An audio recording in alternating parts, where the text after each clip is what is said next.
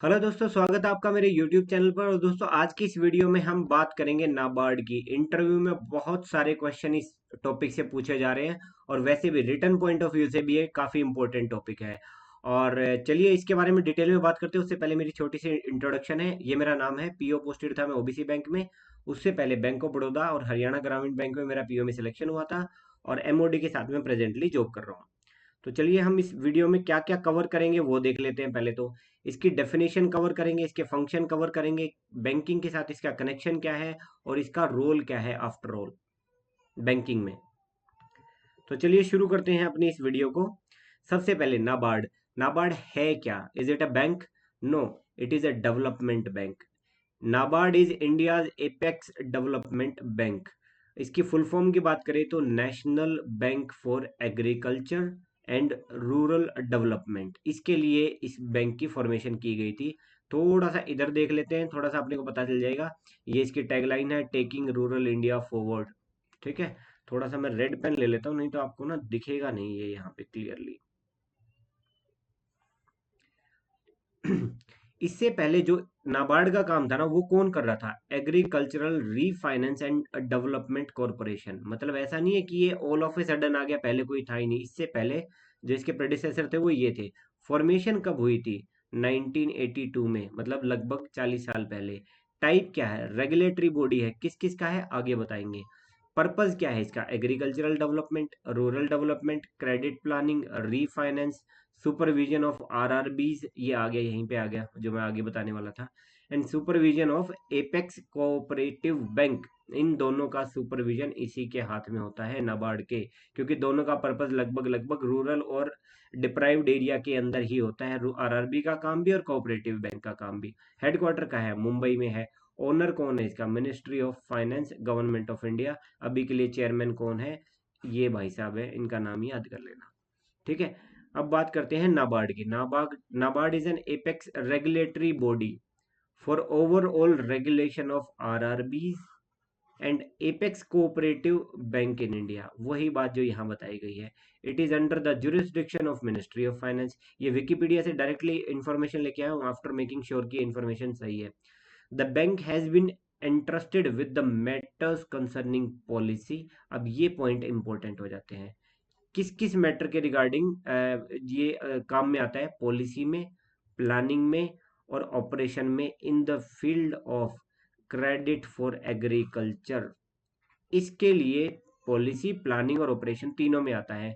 And other economic activities in rural areas. तो basic basic idea आपको आ गया होगा कि ये किस जगह किस काम को डील करेगा।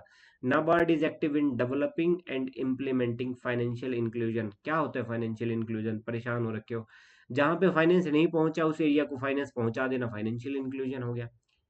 ठीक है, अब बात करते हैं कंट्रीब्यूशन के। रिसेंट कंट्रीब्यूशन अगर देखें तो केसीसी जो लेके आया था, नाबार्ड की ही देन है। अभी रिसेंटली जो रुपए किसान कार्ड, रिसेंटली तो नहीं, कुछ टाइम पहले आया था, ये भी नाबार्ड की ही देन है। मतलब जो भी एग्रीकल्चर से रिलेटेड जो काम हो रहा है ना कहीं नाबार्ड का कोई हाथ है या पैर जरूर मिलेगा आपको उसके अंदर। एग्जिस्टेंस में कब आया था? इस डेट को आया था। ओरिजिन कहाँ लाई करता है? ये एक कमेटी बनी थी, आगे फुल फॉर्म भी मिलेगी इसकी। ये बनी थी 30 मार्च 1979 को। ठीक है, कौन इसको हेड कर रहा था? चेयरमैन था ये बंदा था। Who owns NABARD? Government of India. What is the vision? Rural prosperity. NABARD की सब्सिडरीज कौन कौन सी हैं? ये सारी नाबार्ड की सब्सिडरीज है, एक एक करके इनको सारों को देख लेना। सभी के आगे NAB लगा हुआ है, जो कि उसका मतलब बताता है अगली जो चीज है वो उसकी फर्दर बताती है कि या करती क्या है। ये फाइनेंस में है, समृद्धि में है, ये किसान में है। मतलब इस तरह से करके संरक्षण करके है, NAB वेंचर करके, ये सारी इसी की सब्सिडरीज है। अब बात करते हैं government schemes with NABARD partnership. इनकी पार्टनरशिप में कौन कौन सी गवर्नमेंट की स्कीम हो रही है? Dairy entrepreneurship development scheme, commercial production with units of organic imports. इस तरह करके जो सारे की सारी है ना, ये बड़ा इंपॉर्टेंट है। National live stock mission. ये सारी की सारी गवर्नमेंट की स्कीम है जो नाबार्ड की वजह से और इसकी पार्टनरशिप में चल रही है। अब बात करते हैं इसके मेन फंक्शन पे, बैंकिंग फंक्शन पे चलते हैं। बाकी फंक्शन का हमें कोई खास लेना देना नहीं है बट ज़्यादा नहीं है। देखिए, इसके तीन कोर डिपार्टमेंट है। एक डिपार्टमेंट है जो इसका फाइनेंस देखता है। फाइनेंस किस चीज के लिए? जो नेसेसरी फाइनेंस है टू बिल्ड रूरल इंफ्रा, नाम ध्यान होगा, RIDF, rural infrastructure development fund. इसमें फंडिंग कहाँ से आती थी बताओ? प्रायोरिटी सेक्टर लैंडिंग की जो शॉर्टफॉल होती है वो यहीं जाती थी, और इसको ये आगे फर्दर फाइनेंस में यूज करता था। दूसरा काम है, अच्छा इसके डिपार्टमेंट एक्चुअल में भी यही है, further departmentalisation of NABARD is this one only, finance department, then it is a development department. ये क्या काम करता है? Preparation of district level credit plans. ये याद होगा, जब हमने एक और पॉइंट किसी वीडियो में डिस्कस किया था कि जब क्रेडिट प्लान बनते हैं, शायद सेल्फ हेल्प ग्रुप के वीडियो में डिस्कस किया था कि बैंक के ना स्टेट, ब्लॉक, डिस्ट्रिक्ट, स्टेट, इस लेवल पे प्लान बनते हैं, अलग अलग credit plan.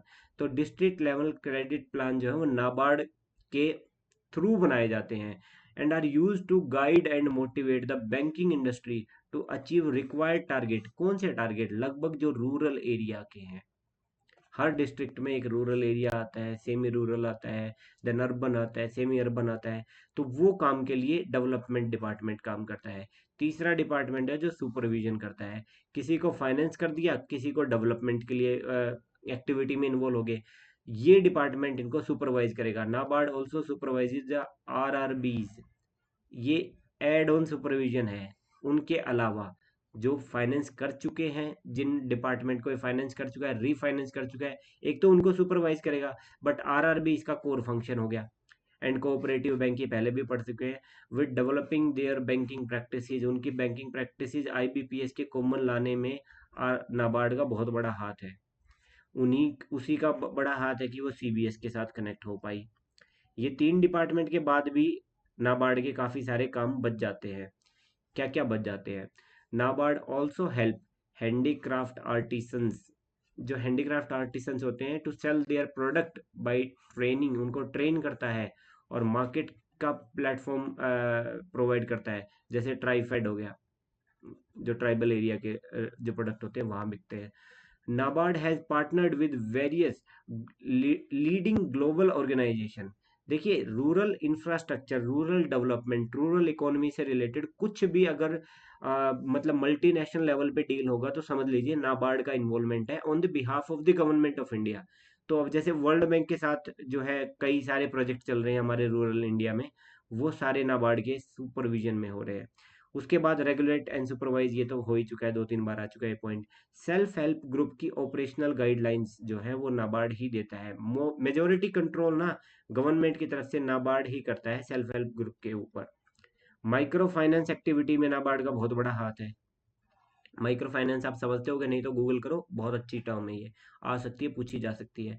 Refinance of financial institution which finance the rural sector, ये थोड़ी सी ट्रिकी सी लाइन है। मान लो रूरल सेक्टर को ए कंपनी जो है, ए स्कीम जो है फाइनेंस कर रही है, मान लो कि कोई ए बैंक है, तो नाबार्ड का काम है तू इसको फाइनेंस कर। ये फाइनेंस कर रहा है, ये रीफाइनेंस करेगा उसको, ठीक है। PSL का जो शॉर्टफॉल है वो RIDF में जाया करते थे अभी तक, अब एक UIDF का कॉन्सेप्ट जो है अब की बार लॉन्च किया गया है बजट में, इसको पढ़ लेना। NHB के अंडर आएगा ये, जैसे अभी RIDF नाबार्ड के अंडर आ रही थी, UIDF NHB के अंडर जाएगा, और उसको भी टायर 2 और टायर जो है 3 के सिटी में डेवलपमेंट के लिए यूज किया जाएगा। बट अब इसमें फंड कहाँ से आएगा वो अभी आने की बात है कि क्या होगा, कैसे होगा। तो दोस्तों ये था सारे का सारा टॉपिक, लगभग लगभग मेरे को लगता है कि नाबार्ड का कवर हो गया। उसके बावजूद अगर कोई डाउट रह जाते हैं ना, सीधे का सीधा आप ना कोई ना ऑफिशियल सोर्स पढ़ा करो। आप लोग क्या करते हो, मैगजीन में ढूंढते रहते हैं, वो 2 लाइन लिख के खत्म कर देते हैं टॉपिक को। बट इंटरव्यू में आप ये नहीं कह पाओगे ना जी मैगजीन में और लाइन नहीं थी। ये सारी और इसके अलावा भी 40-50 इंटरव्यू की सीरीज की वीडियो बन चुकी हैं। साथ ही मैंने 3 से 4 वीडियोज आज आ जाएंगी आपकी, जिनमें इंटरव्यू का एक्सपीरियंस मैंने शेयर किया है, जो अभी करंटली IBPS PO का इंटरव्यू चल रहा है। उस इंटरव्यू के एक्सपीरियंस को आप यूज कर सकते हो एक डेमो की तरह, कि भाई आपसे ये सवाल पूछे गए तो आप कैसे आंसर करोगे। और एक छोटी सी रिक्वेस्ट है यार, इंटरव्यू खत्म होने के बाद अपना इंटरव्यू एक्सपीरियंस तो शेयर कर दिया करो, ताकि मैं आगे बता सकूं कि इस तरह के क्वेश्चन पूछे जा रहे हैं। शेयरिंग इज केयरिंग बॉस, आपका भी तो भला हो रहा है तो उनका भला हो जाएगा, क्या बुरी बात है। ठीक है, और thank you so much for watching. जय हिंद, जय भारत।